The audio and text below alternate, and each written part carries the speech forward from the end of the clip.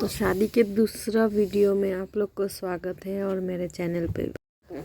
तो ইয়াতে হৈ আছিলে হালধিৰ কাৰণে প্লেট মিঠাই ৰেডি কৰি আছিলে আৰু ইহঁতে সজাই আছিলে আৰু কিবা কিবি মস্তি হৈ আছিলে আৰু বুদ্ধি চাচাই মস্তি কৰি আছিলে মই ভিডিঅ' কৰি আছিলে ইয়াৰ ডাঙৰ জেঠাই সো ইয়াতে দৰা ঘৰৰ মানুহ হালধি লৈ আহিব আলহীৰ কাৰণে খানা বনি আছে বাই এনেকুৱা নকৰিবা আৰু মাছ ফ্ৰাই কৰি আছে আপটাপটা চাই আছে আজি কাৰিকৰ নাই আজি ঘৰৰ মানুহবিলাকে বনাই আছে চব আমাৰ নিজৰে মানুহ আৰু জেচমিন ভিডিঅ' বনাইছোঁ বুলি গম পাই কাপোৰ চাপোৰ টানি লৈছে আৰু ইফালে বনি আছে চিকেন মটন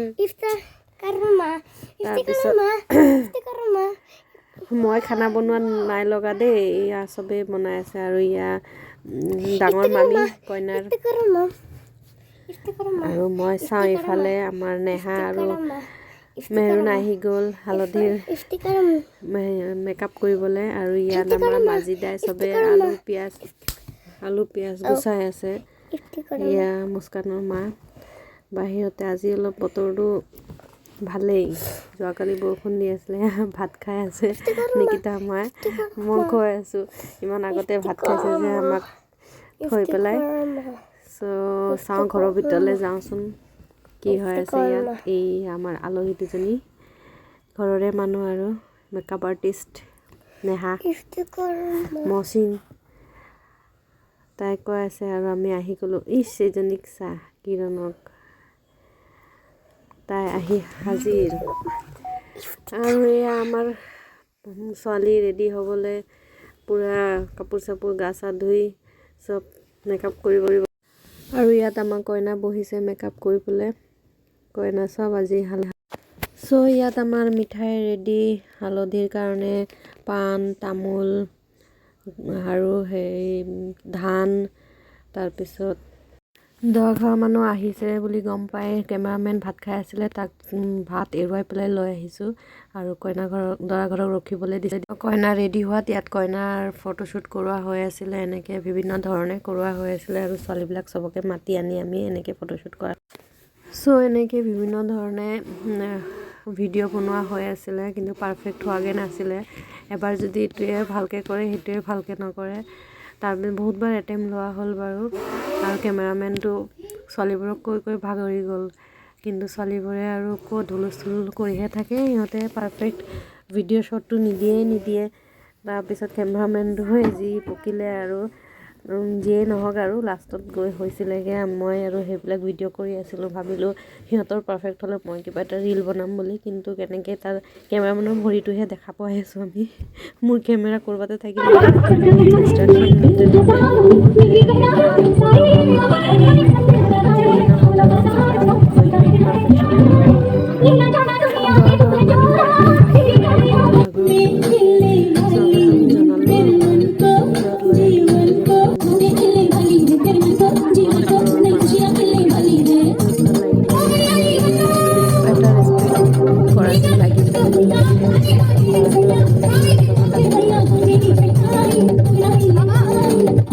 কইনাক আমি এনেকৈ ঘৰৰ ভিতৰৰ পৰা উলিয়াই লৈ আহিলোঁ কইনা বাহিৰতে আছিলে আমি আকৌ তাইক ভিতৰলৈ লৈ গ'লোঁ আৰু সিহঁতে দৰা ঘৰৰ পৰা অনা কাপোৰখিনি আমি পিন্ধাই দিলোঁ আমাৰ যিখিনি কাপোৰ পিন্ধা হৈছিলে সেইখিনি চেঞ্জ কৰি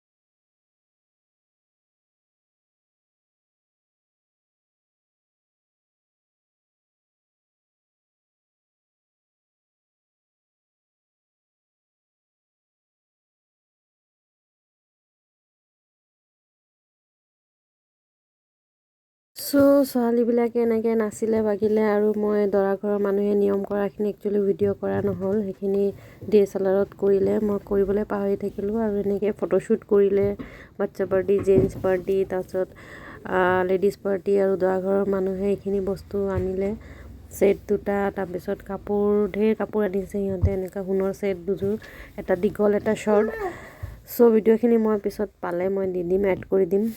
ত' ইয়াত নেক্সট ডে মৰ্ণিং আমি এনেকৈ মেহেন্দি লগাব লাগে। তো মেহেন্দি এনেকুৱা কিবা নিয়ম আছে, এনেকুৱা মেহেন্দি গছত পাণ তামোল দি দাৱাত দি পেলাই যিটো ঘৰৰ পৰা মেহেন্দি আনিম। তো মই এইখিনি ভালকৈ নাজানো, মই দেখা নাই এনেকৈ বিয়াবোৰত, মানে ভালকৈ আমাৰ ঘৰৰ বিয়াবোৰত ভালকৈ থকাই নাই। চ' মই ভালকৈ নাজানো। চ' ইয়াতে মই এইবাৰ ফাৰ্ষ্ট টাইম দেখি আছোঁ এনেকৈ।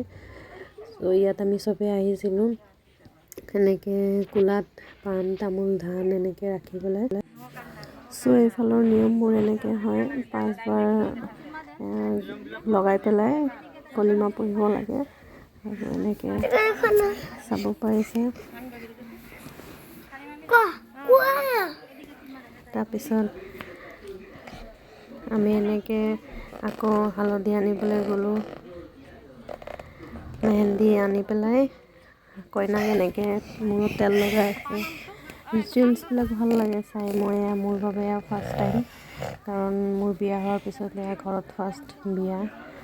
চ' মই আগতে দেখা নাই, জাষ্ট ৰিচেপশ্যনত যাওঁ গুচি আহোঁ, কিন্তু ইয়াৰ নিয়মবোৰ এইবাৰ ফাৰ্ষ্ট টাইম চাই আছোঁ। তো এনেকৈ তাইক তেল লগাই মেহেন্দি লগাই হাতত, তাৰপিছত ভিনীয়েকে উঠাই লৈ যাব লাগে।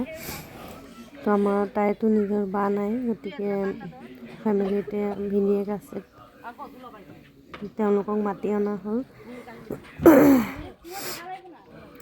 বৰকৈ চৰ্দি হৈ আছে, ইমান গা বেয়া, নাকখন বন্ধ হৈ আছে। ইমান দিনৰ পৰা বিয়া খাই খাই চৰ্দিত মানে থাকিব পৰা নাই। ইয়াত মায়ে, কইনাৰ মাকে কান্দি আছে।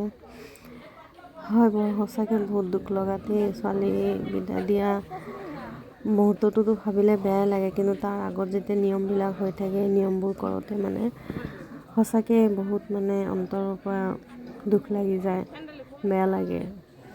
ছোৱালী বিয়া দিয়াৰ পৰা, বিদায় দিয়াৰ পৰা মুহূৰ্তবিলাক বহুত মানে দুখজনক।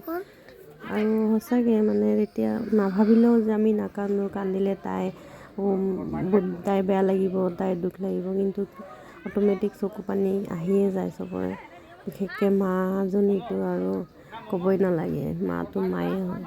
চ' ইয়াত মোৰ ভাইটি গৈছিলে, কিন্তু ভিনীয়েকে অকলে দাঙি আনিব পাৰিলে। তাই ক্ষীণমিনটো, দাঙি আনিবলৈ সহজ হৈছে।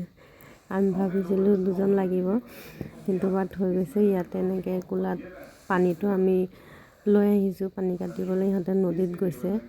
মই যোৱা নাই, বাকীবিলাকে গৈছে, ছোৱালীবিলাক আৰু বা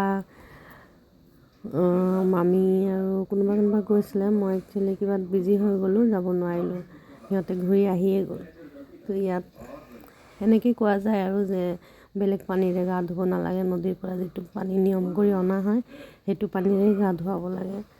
তো ইয়াত চবে এনেকৈ 7জনী মহিলা মানুহ এনেকৈ মানে পানী দিব লাগে ধৰি পেলাই, চব এনেকৈ দেখিব পাৰিছে।